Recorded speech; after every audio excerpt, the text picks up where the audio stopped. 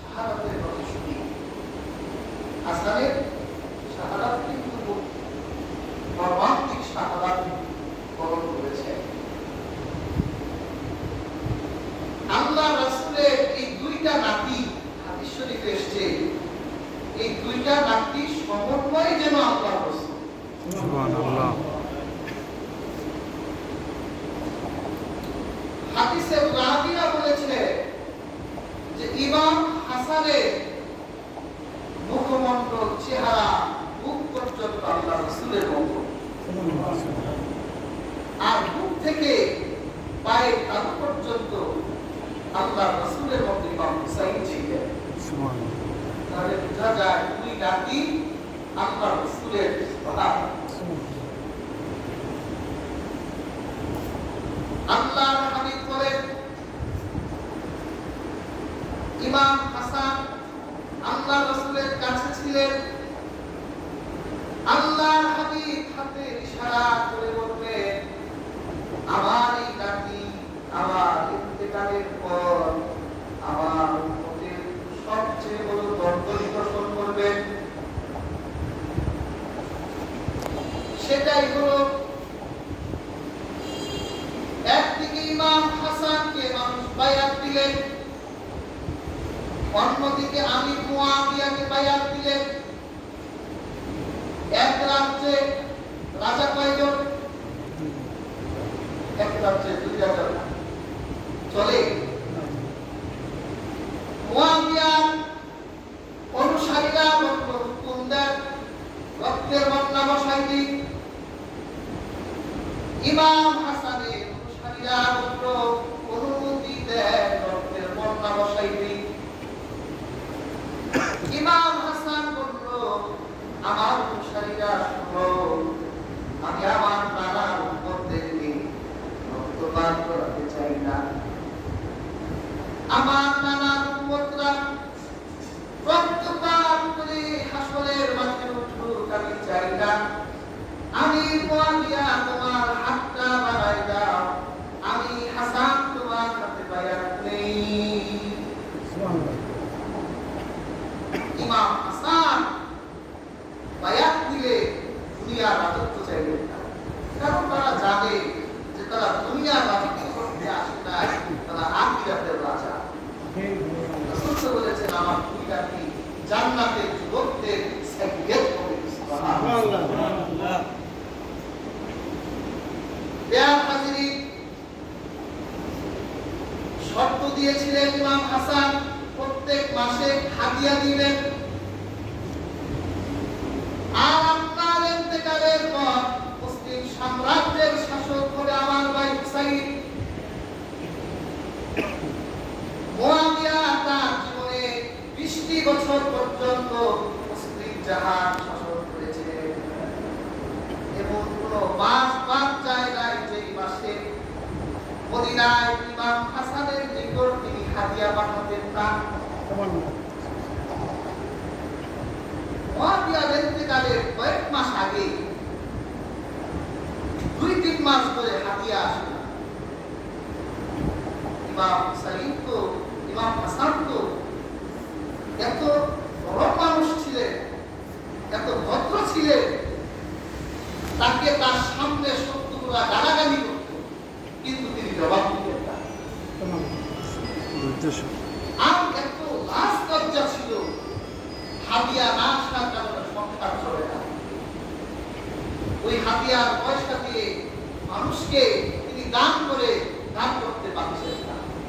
দুঃখ কষ্ট নিয়ে অভাব অনটনের ভিতরে ইমাম হাসান ঘুমিয়ে গেলেন, স্বপ্নের ঘরে রহমতের নবী এসে গেলেন। কি হাসান, মন খারাপ কেন? মুয়াবিয়া হাদিয়া দেয় না।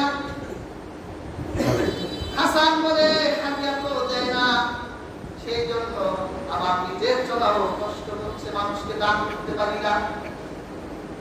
আল্লাহর হাবিব বলে, ধৈর্য ধরো, আল্লাহ পাক ধৈর্যের ভিতরে ফল রেখে দিয়েছেন। পরদিন সকালবেলা আমি মুয়াবিয়া শুধু হাদিয়াই পাঠালেন না, 3 গুণ বেশি হাদিয়া পাঠালেন। আর ক্ষমা করতে আমি ভুলে গিয়েছিলাম, এই জন্য আল্লাহ রাসূলের নবীর কাছে ক্ষমা চাই। খুব নরম মানুষ ছিলেন হাসান। আর হুসাইন ছিল একটু মেজাজ। যখন হাসান বলল আমার নানা উম্মত দিয়ে আমি রক্তপান করাবো না, হুসাইন বলে এত নরম কথা বললেন না, আমরা মুআবিয়ার বায়াত মানি না, আপনি হলেন আমাদের খলিফা।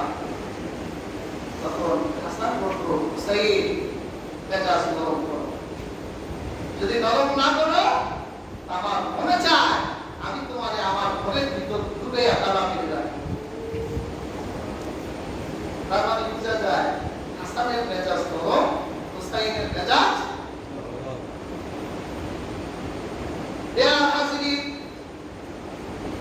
এই যে কারবালার হত্যা হলো, হাসান হত্যা হলো, হাসান হুসাইনের আব্বা হযরত আলী হত্যা হলো, হযরত উসমান হত্যা হলো, এই সকল হত্যার পিছনে একজন মানুষ, তার নাম মনে রাখবেন, তার নাম হলো আব্দুল্লাহ ইবনে সাবা। এই লোকটার বাড়ি ছিল বর্তমান ইরাকের কুফা এলাকায়। ওর কাছেই ছিল আল্লাহ রাসূলের সাহাবীদের মধ্যে দ্বন্দ্ব লাগাইয়া তাদের ভিতরে রক্তপাত করা। আলীর কাছে কিছু বলতো, আবার মুআবিয়ার কাছে কিছু বলতো। উসমানের বিরুদ্ধে এই লোকটাই গোটা মুসলিম উম্মাহ ফাসাদ তৈরি করেছে। যখন দেখলো হাসানের জনপ্রিয়তা তুঙ্গে, এই লোকটা অনেক চেষ্টা করছে হাসানকে হত্যা করার জন্য। অবশেষে এক বৃদ্ধা নারী তাকে অনেক পয়সা দিবে, সে ইমাম হাসানের পরিবারের সাথে মিলবে, তাকে বিষ প্রয়োগ করে হত্যা করে চলে আসবে। এইরকম একটা ডিল দেওয়া হলো ওই মহিলা ইরান থেকে মদিনায় এলেন। ইমাম হাসানের স্ত্রী ছিলেন জায়েদা। জায়েদার সাথে একটা শত্রুতা গড়ে তুললো। দেখবেন দুই মহিলা একসাথে গল্পে বসবে, তাদের বন্ধু হতে সময় লাগে না, তাড়াতাড়ি বন্ধু হয়ে যায়। এমন বন্ধুত্ব হলো ইমাম হাসানের স্ত্রী বলল আপনি আমাদের বাসায় আসবেন। ওই মহিলা মনে মনে বলে আমি তো তোমার ঘরেই ঢুকতে চাই। কয়েকদিন পর ঘরে আসি, বোন কিছু খান, দেন কিছু, আপনি বাইরের ঘরে কিছু খাওয়া তো আমাদের জন্য খুব বরকত পড়ে। এইভাবে ঘরে আসা যাওয়া, এত গুড রিলেশন হলো। জায়েদাকে বলে আমাকে একটু পানি দেন। জায়েদা বলে আপনি আমার হৃদয়ের মানুষ, পানি চাইতে হয় নাকি, ঢেলে খান। আল্লাহ হাবিবে তাকি ইমাম হাসান তাহাজ্জুদ মিস হতো না। তিনি তাহাজ্জুদে যখন উঠতেন তার জন্য এক মশক পানি রাখা হতো, তিনি ওই পানি দিয়ে ওযু করতেন। তারপর কিছু পানি খেয়ে তিনি তাহাজ্জুদের নামাজে দাঁড়িয়ে যেতেন। ওই দুষ্ট নারী সুযোগ পেয়ে গেল। ইমাম হাসান তাহাজ্জুদের সময় উঠবে, এক মশক পানি দরকার। জায়গা বলুন ইমাম হাসানের জন্য এক মশক পানি রেখে দেন, কারণ ইমাম হাসান তাহাজ্জুদের সময় উঠে তিনি পানি পান করে। সুযোগ পেয়ে গেল। সেই মশকের ভিতরে জন্মের বিষ থাকে। ইমাম হাসান ওযু করলে, কিছু পানি খেলে, তাহাজ্জুদ করলো। ও তো প্রিপারেশন নিচে আজ মারাই যাবে, কনফার্ম হয়ে আমি আবার উপার দিতে পারবো, সকাল হয়ে যাচ্ছে। কিন্তু ইমাম হাসান অন্তত আল্লাহ সুস্থ রেখে দিয়েছে। অবাক হয়ে গেল, এই বিষ শরীরে কাজ করছে না কেন? আবার দ্বিতীয় দিন বিষ খাওয়ানো হলো, শরীরে বিষ কাজ করে না। অবশেষে সে বিষাক্ত ডায়মন্ড হীরা চূর্ণ বিচূর্ণ করে তারপর বিশেষ সাথে মিশালো। ইমাম হাসান তাহাজ্জুদের সময় উঠেছেন, ওযু করে তিনি এক গ্লাস পানি খেলেন, তাহাজ্জুদের নামাজে দাঁড়াবেন। এমন সময় ইমাম হাসানের ভিতরে মৃত্যুর যন্ত্রণা উঠে গেল। দুশমনানি চিন্তা করলো, আজকে আর ইমাম হাসান বাঁচবে না, এখানে থাকলে ধরা পড়ে যাব। দ্রুত কুফার উদ্দেশ্যে রওনা হয়ে গেল। হযরত ইমাম হাসান বলল, তোমরা দেরি করো না, আমার ভাই হোসেনকে ডাকো। হযরত হোসেনকে ডাকা হলো। বলল, ভাই, দুই ভাই একসাথে কতটা সময় অতিবাহিত করেছি, আমার মনে হয় আমি আর বাঁচব না। আমি আমার পরিবারের সন্তানগুলোকে রেখে গেলাম। ইমাম হোসেন, তুমি তোমার নিজের সন্তানের মতো আমার সন্তানগুলোকে রেখে রাখবে। হযরত ইমাম হোসেন বলল, ভাই, আপনি যদি আমাদের ছেড়ে চলে যান, আমাকে ছেড়ে যদি চলে যান, তাহলে আমি কার পিছনে নামাজ পড়ব? আপনি তো আমার নামাজের ইমাম হবেন, আমি তো আপনার মুক্তাদি হতাম, তাহলে আমার ইমাম কে হবে? আমি কার পিছনে নামাজ পড়ব? ইমাম হাসান বলল, ধৈর্য ধরো ভাই, তাহলে বলেন আপনাকে কে বিষ প্রয়োগ করলো? ইমাম হাসান বলল, আমার ধারণা যাকে নিয়ে, তার নাম তোমাকে বলবো না। কাল কিয়ামতের দিন আল্লাহর আদালতে বিচার রেখে দিলাম, আল্লাহ বিচার করবে। তুমি এটা নিয়ে বেশি বাড়াবাড়ি করো না, তুমি আহলে বাইতদেরকে দেখে রাখবে, আর তুমি তোমার নিজের প্রতি খেয়াল রাখবে, কারণ তোমার শত্রুর অভাব নাই। ইমাম হাসান শহীদ হয়ে গেল। আব্দুল্লাহ বিন সাবাতের চক্রান্ত সফল হয়ে গেল। এবার লাগলো তার পিছনে ইমাম হুসাইনের পিছনে লাগলো। একটা শেষ, আরেকটা করতে হবে। জুমায় আলোচনা করেছি, ইমাম হুসাইন খেলাফতের খলিফা হওয়ার কথা ছিল, কিন্তু মুয়াবিয়া নিজের সন্তানকে খলিফা নিযুক্ত করে গেলেন। এই নিয়ে যখন মুসলিম উম্মার ভিতরে অনৈক্য তৈরি হলো, তখন এই আব্দুল্লাহ বিন সাবা চিন্তা করলেন। সে জানতে পারলেন যে ইমাম হুসাইন কোন দেশে যাক আর না যাক, ইমাম হুসাইন অবশ্যই তিনি কুফার এলাকায় আসবেন। আগ থেকে কুফায় চলে গেল, যে আমার কুফায় গিয়েই সব নাটক সাজাতে হবে। বেয়ান হাজির, ওই সময়ে যত সাহাবী জীবিত ছিলেন সবাই ইমাম হুসাইনকে বাধা দিয়েছে, আপনি যাবেন না।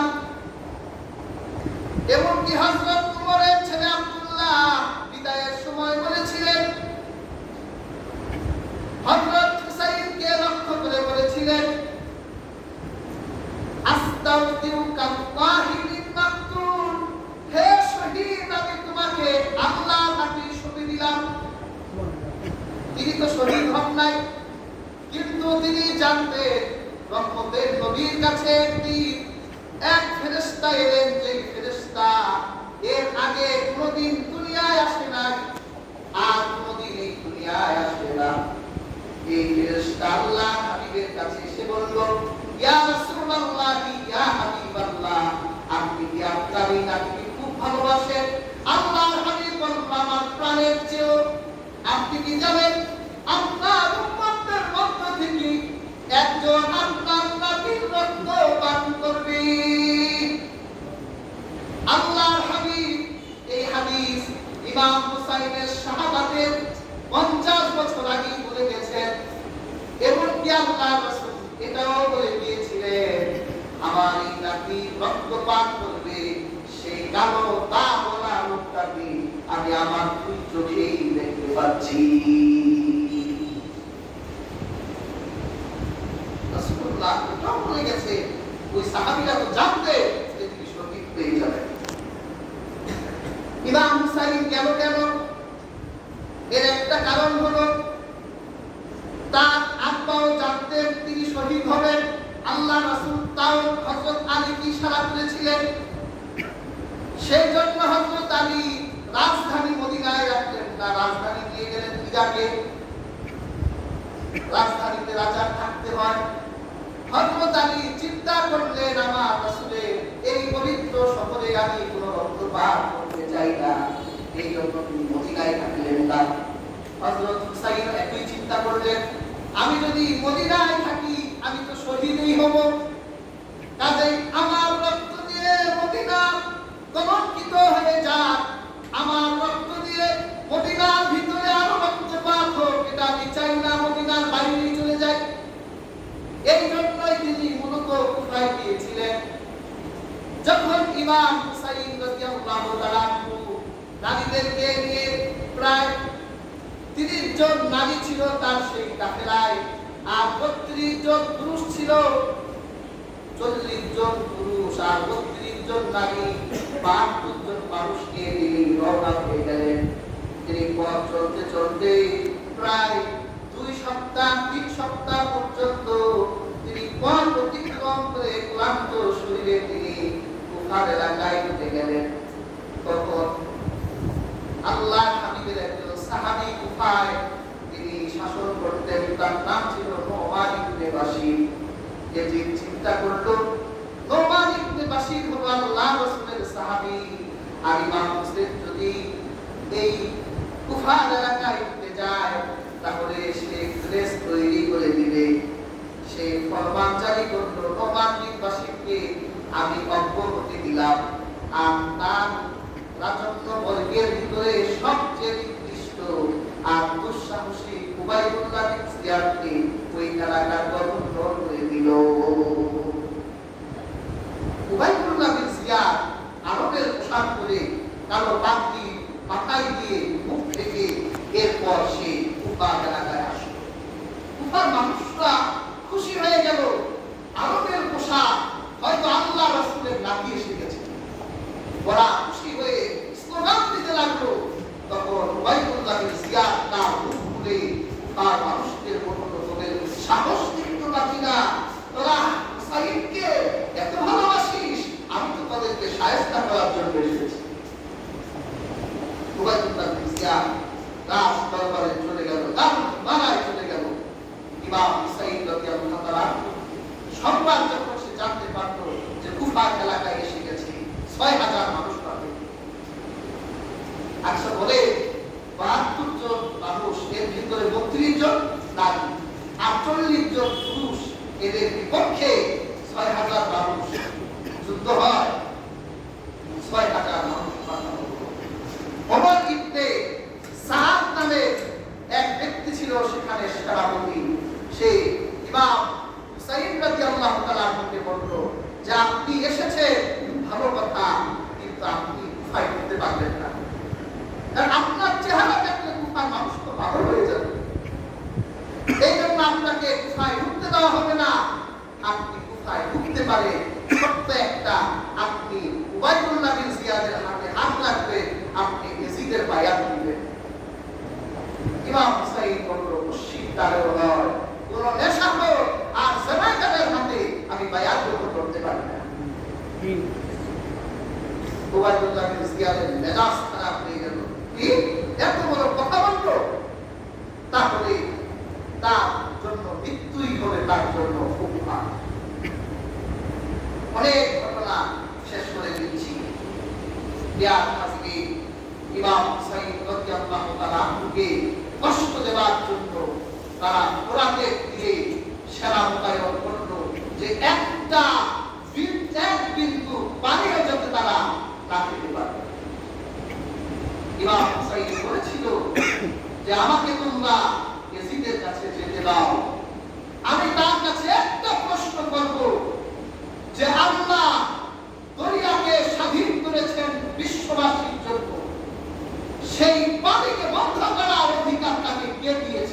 এটা আমি তার কাছে জানতে চাই।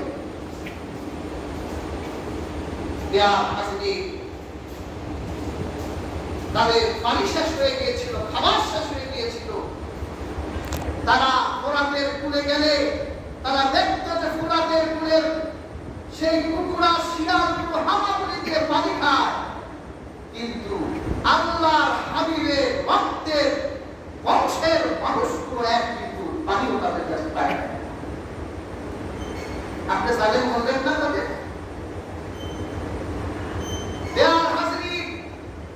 যুদ্ধের দিন যখন দুই দল দুই দিকে দাঁড়িয়ে গেল, হযরত ইমাম হুসাইন রাদিয়াল্লাহু তাআলা তাদের সামনে দাঁড়িয়ে একটা ভাষণ দিয়েছিল। তিনি বলেছিল যে তোমরা যে আমাদের বিরুদ্ধে আজকে যুদ্ধ করার জন্য দাঁড়িয়েছো, তাহলে তোমরা বলো আমি কে? আমি কি মুহাম্মদুর রাসূলুল্লাহর নাতি হই? তোমরা কি আমার ব্যাপারে শুনোনি যে রাসূলুল্লাহ বলেছে আমাকে ভালোবাসলে আল্লাহর ভালোবাসা পাওয়া যায়? তোমরা আল্লাহকে ভয় করো, তোমরা আমাকে অবকাশ দাও, নতুবা আমি তোমাদেরকে অবকাশ দেব। এই কথা শুনে দূর থেকে ইয়াজিদ নামের এক ব্যক্তির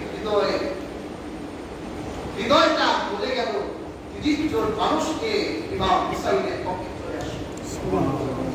আর তাদেরকে বলল, শুনে রাখো, আমি আল্লাহর হাবিবের এই নাতির প্রশংসা আর আল্লাহ রাসূলের এই নাতির ভালোবাসার কথা জানি, আমি বিশ্বাস করি, তোমরাও জানো। কিন্তু আজকে তোমরা এমন কোন আচরণ আল্লাহ রাসূলের নাতির সাথে করো না। শুনে রেখো, আজকের পানি ক্ষমতা তোমাদের হাতে, কিন্তু আগামীকাল এই পানির ক্ষমতা থাকবে ইমাম হুসাইনের নানার হাতে। আজকের পানি যদি তোমরা আল্লাহর হাবিবের নাতির মুখে যদি আজকের পানি তোমরা না দাও, তাহলে আগামীকাল আল্লাহ রাসূলের হাতেও তোমরা পানি পাবে। তাদের হৃদয় বলে নাই, ওরা যুদ্ধ করলো। জোহর পর্যন্ত যুদ্ধ হলো। জোহরের সময় ইমাম হুসাইন তাকিয়ে দেখলো তার সীমা একটা সৈন্য নাই, তিনি একা আছেন। তার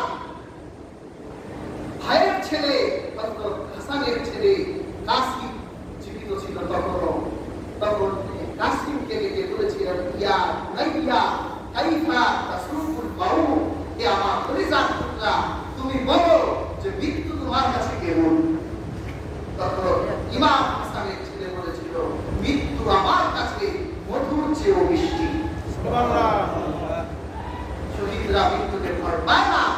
ইয়া হাসিন ইমাম হুসাইন রাদিয়াল্লাহু তাআলা ভগবান বিদায়া ও নেহায়া সাক্ষী, তিনি এমন যুদ্ধ করলেন তাদের সাথে, মনে হলো যেন তিনি কয়েক ঘন্টার ভিতরে হাজার হাজার ইজিদ বাহিনীকে জাহান্নামে পাঠিয়ে।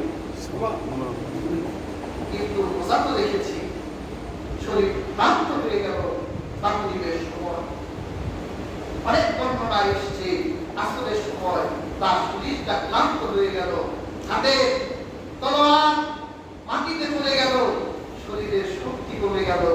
দুটি পা কারবালার প্রাণ করে রেখে মাথাটা নিচুর দিকে ক্লান্ত শরীরে হযরত ইমাম হুসেন কি যেন চিন্তা করছে। এমন সময় ওমর ইবনে সাদ বলল, একজন যাও তার গর্দা উঠায় দাও। কিন্তু কার সাধ্য আল্লাহর হাবিবের নাতির শরীরে তরবারি দিয়ে আঘাত দিবে? একজন আরেকজনকে বলছে, আমি পারবো না, তুমি যাও। একজন আরেকজন বলছে, আমি পারবো না, তুমি যাও।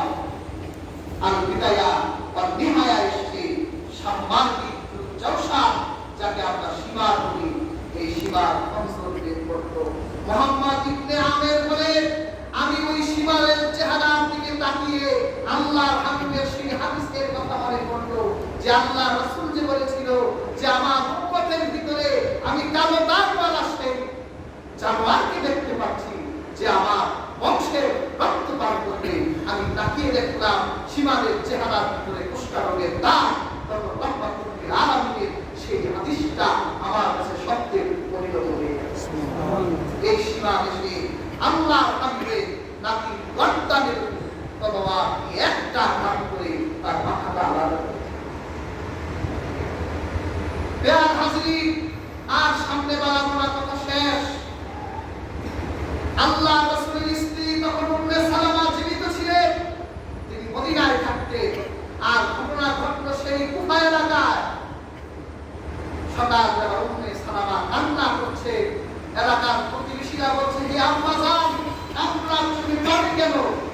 তিনি একটা শিশি বের করলেন আর বলল, দেখো এই শিশির ভিতরে রক্ত দেখা যাচ্ছে। আল্লাহ হাবিবকে আমি গত রাতে স্বপ্নে দেখলাম রাসূলুল্লাহ চুল মুবারক এলোমেলো, আল্লাহর হাবিবের চোখ দিয়ে পানি ঝরছে। আমি জিজ্ঞাসা করলাম, আল্লাহর রাসূল আপনি কাঁদছেন কেন? আল্লাহর হাবিব বলল, আমি দেখে এলাম কারবালার প্রান্তরে আমার কলিজার টুকরা মস্ত আলাদা করে দিয়েছে। আল্লাহ রাসূল কষ্ট পান নাই? আমরা আহলে সুন্নাহ ওয়াল জামাতে আকীদা রাখি যে আল্লাহ রাসূলকে কষ্ট দেয় সেটা আল্লাহ রাসূলকে কষ্ট দিয়েছে এই ৬০০০ মানুষের প্রত্যেকটি মানুষ। আল্লাহর হাবিবকে কষ্ট দিয়েছে এই ঘটনা নির্দেশ দেন উবাইদুল্লাহ বিন যায়েদ, উবাইদুল্লাহ ইবনে জিয়াদ, সে কাফের। আর ইয়াজিদ নিজেও কাফের। কেন কাফের? কারণ যখন বন্দীদেরকে নিয়ে ইয়াজিদের দরবারে হাজির করা হলো, ইয়াজিদের সামনেই তার এক সেনাবাহিনীর লোক ইয়াজিদকে বলল, জনাব মাননীয় খলিফা আমিরুল মুমিনিন, আপনি আমাকে একটা সুযোগ দেন, আমি ইমাম হুসাইনের মেয়ের সাথে একটু আনন্দ করতে চাই। এই কথাটা একজন খলিফার সামনে একজন সেনাপতি যদি সুযোগ না থাকতো এই কথা বলতে পারত? ইমাম হুসাইনের মর্যাদার দরবারে হালকা বলেই ইমাম হুসাইনের মেয়ের ব্যাপারে এত জঘন্য কথা বলতে পারে। কাজে এই ইয়াজিদ ইমাম হুসাইনকে হালকা চোখে দেখত। আর এই ইয়াজিদ মনে মনে খুশি হওয়ার কারণে সে মনে মনে কাফের হয়ে গেছে। আমরা সেই মনের খবর রাসূলুল্লাহর হাদিস দিয়ে জানতে পেরেছি। আর যারা কাফের বলতে চায় না, তারা রাসূলুল্লাহর হাদিসও জানে না, এজন্য ইয়াজিদকে কাফের বলতে চায় না। মনে রাখবে, যারা ইয়াজিদকে কাফের হিসেবে দেখে না, তাকে ভালোবাসার নজরে দেখে, সেই দিন ইয়াজিদ যে রাস্তায় হাঁটবে ওরাও সেই রাস্তায় হাঁটবে। আর ইমাম হুসাইন যে রাস্তায় ঢুকেছে তার আশিকরাও সেই রাস্তায় হাঁটবে। সুবহানাল্লাহ। আজকে আমরা এখানে এই ওয়ালিমাল্লাহ মসজিদে আমরা ইমাম হুসাইনের আশিকের পরিচয় দিলাম। আমরা বিশ্বাস করি আমাদের আজকে এই অনুষ্ঠানটি রাসূলের রওজা মুবারকে যাবে, কিয়ামতের দিন আমরা সাজাও পাবো। আল্লাহ তৌফিক দান করুন। আসেন একটু সালাত করি।